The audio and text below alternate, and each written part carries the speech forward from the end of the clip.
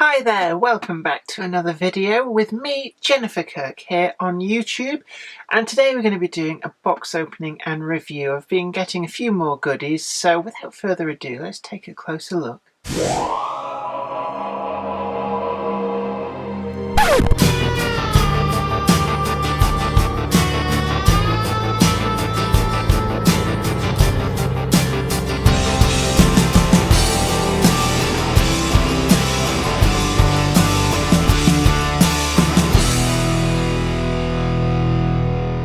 Well, this is a manufacturer that I've never actually come across before. I've heard of them, but I don't own anything else by them. And this is one of the O-gauge models that I've been picking up for the new, improved, redeveloped Garden Railway.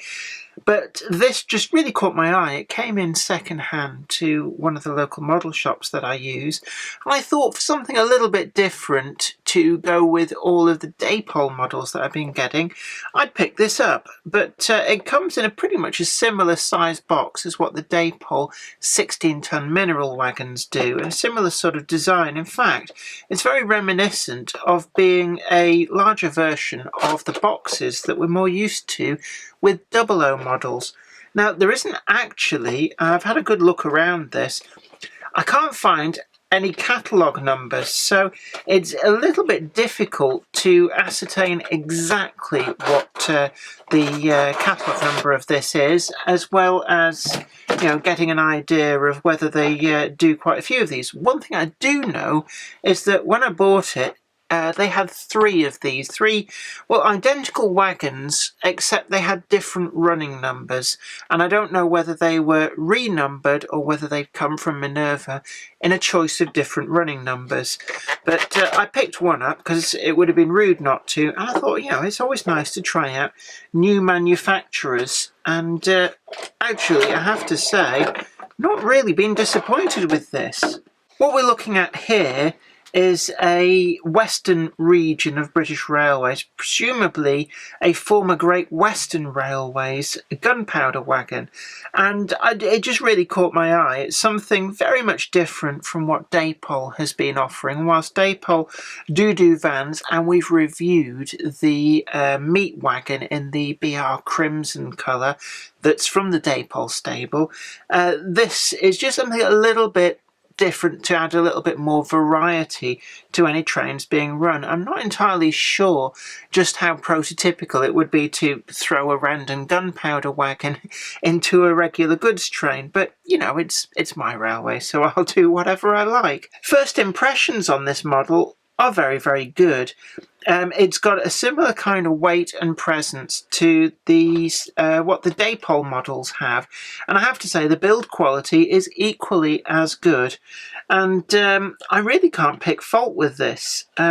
We've got this sort of characteristic, slightly lower profile that the gunpowder wagons seem to have. So when you place this adjacent to a full-size van, it's much lower. I don't know why the gunpowder wagons were built that way, but they all seem to have been from the, even back to the pre-grouping gunpowder wagons, all the way up to the ones that British Rail latterly made, which I think were coded CXV, something like that. But with this, the finish on it, it's really, really good. I'm looking at the rivet detail, and it's something that stood out for me because you see on the roof, which admittedly when you're looking down on these models is what you're going to see a lot of, there's some very nicely realised riveting detail, and it follows exactly how the real roof of these wagons would have been put together, with these riveted, elliptically shaped roof panels. And it's not too pronounced, and it's something that's quite easy to do to kind of overemphasize some of the details, such as rivets. But Minerva seem to have captured these rivets very, very realistically. You can feel them when you run your fingers over, but they're not too big and they're not too pronounced. So actually, they've done that really, really well. If we look to the sides of the wagons as well, the rivet detail on these sort of T-shaped strut pieces that on the real wagons would have been part of the construction for strengthening the sides, That as well is equally as fine as the roof riveting detail. And then we've also got these slightly chunkier doors that stick out a little bit. Now these would have been made of wood on the real wagons. They were very, very particular about removing any kind of spark risk, because they didn't want, you didn't really want, with things like gunpowder or any other form of explosive, a source of ignition. So the wagons would have been lined with wood, and these doors as well seem to be very heavily constructed, but of wood, presumably so if they were to slam or catch, it wouldn't generate a spark.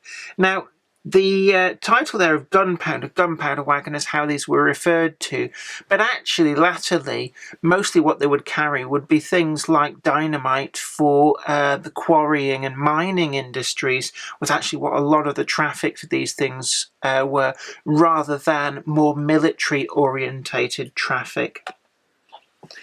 Another thing here as well that Minerva have captured really, really well is this wraparound on the ends. You can see there the body profile curves around on each of the corners, and actually they've captured this really, really well. And it's an area that would have been quite easy to make a hash of, but Minerva have managed to jump that hurdle and have produced a pretty good rendition of what the real full-size wagons would have looked like. The ends on these wagons are fairly simplistic, but that doesn't mean to say that they're boring to look at. We've got the same strut details with the very, very delicate rivet patterns, and they're the same at both ends. So if I turn that round, you can see both ends faithfully reproduced.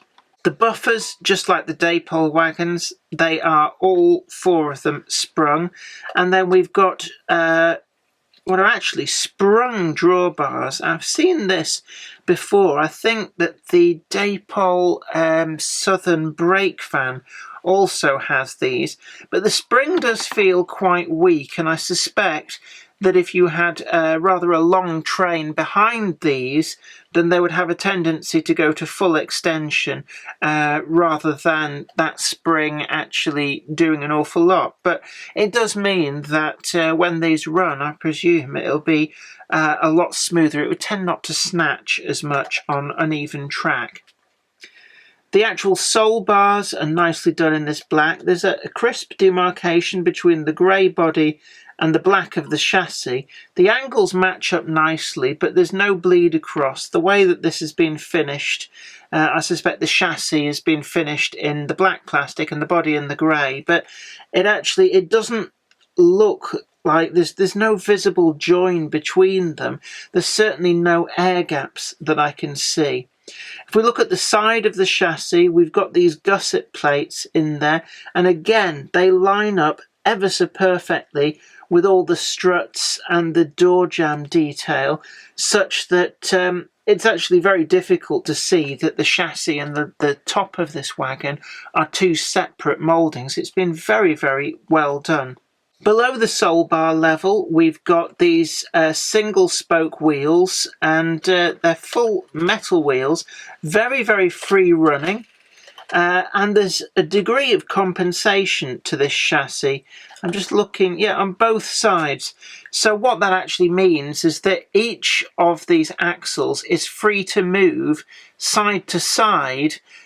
So it's able to kind of straddle any slight imperfections in the track, and that will aid its track holding ability on slightly uneven track an awful lot better than what you would see in most 00 wagons, which would be, it would kind of cock a wheel off the track if there's any track imperfections, and that in turn would mean that the flange would be liable to climb the gauge, and that's when you start to get derailments.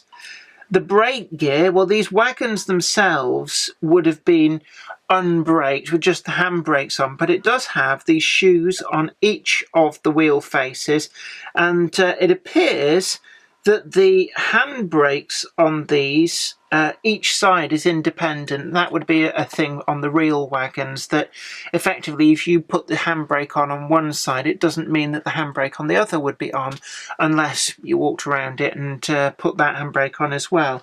Now I'm just going to see if these are posable. It's quite difficult for my Mark 1.0 eyes with the mileage that they've got on to see properly, but It does feel like it would be possible. Let's just see. I really don't want to break it, but it certainly feels like these brake levers. I'll turn it over and see if I get more luck on this side. These brake levers may be posable. It's not quite fitting through the gap there. Just going to see if I can slide that through. It's quite fiddly, but certainly it would appear that I can feel that there's some degree of movement on these brake levers. And what it means, if you want to pose one of these in a siding with the brakes on, it should be possible to just flick the handbrake lever past that notch and prototypically model these with the handbrakes on.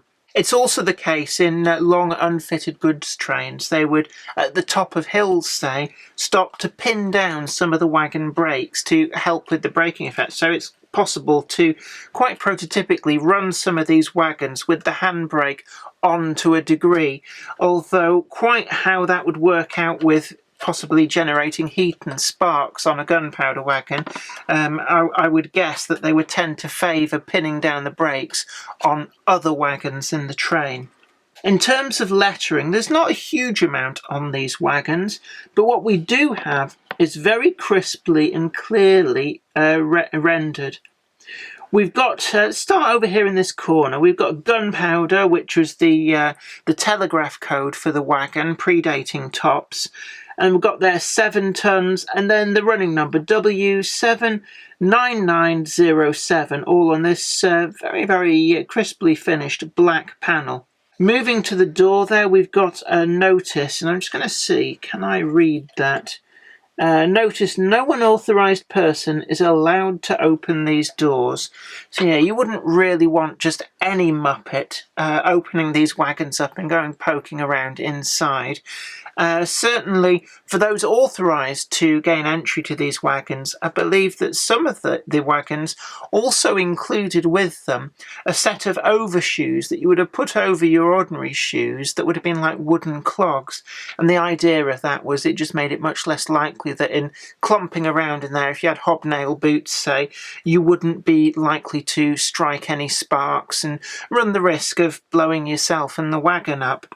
Over here in the corner, we've got the tare weight, which is 7-16.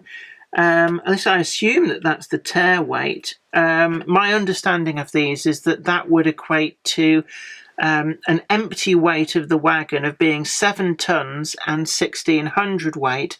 So I'm not sure how that fits in with the 7 tons there, because my understanding was that that was the gross weight and that was the tare weight. And if you took the tare from the gross, you'd get the carrying capacity of the wagon, but that doesn't seem to quite add up on this one, so I'll have to look into that. I'm sure somebody will put me right. Going back to the W-irons and the springs, these are actually really quite crisply moulded. And overall, I have to say that the Minerva package here is exceptionally good. I'd go as far as to say that I'd put them at least slightly ahead even of the Daypole models. That's not to detract from the Daypole models, but it is to say that the Minerva model that I've got here in my hands is an especially fine model, and I'm very, very pleased with my purchase. Turning it completely upside down, we've got a rendition of the chassis, but it's a fairly basic rendition.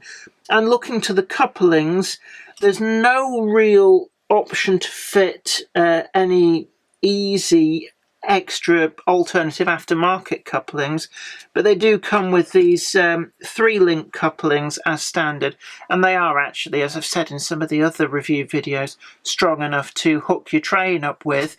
In O gauge you can sort of do it, it's a bit fiddly. Certainly in smaller scales 3-link couplings really are for those with the patience of a saint and who like to chastise themselves at model railway exhibitions, especially if you're going to do shunting.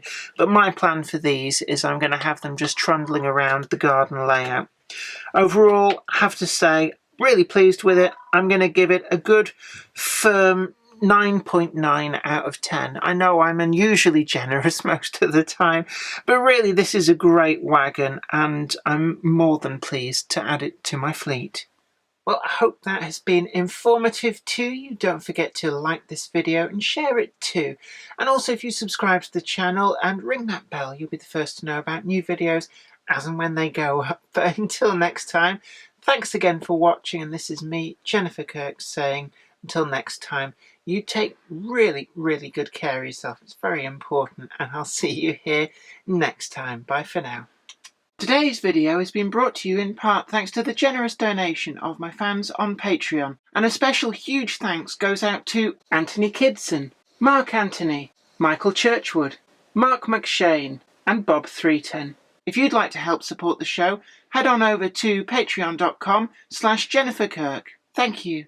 Today's video has been brought to you by my books, Bringing Home the Stars, Twinkle Little Star, and also you can get the complete comic collections of All Over the House, Books 1, Books 2, and also the wacky zany Life of Knobty Mouse. Thanks and catch you later.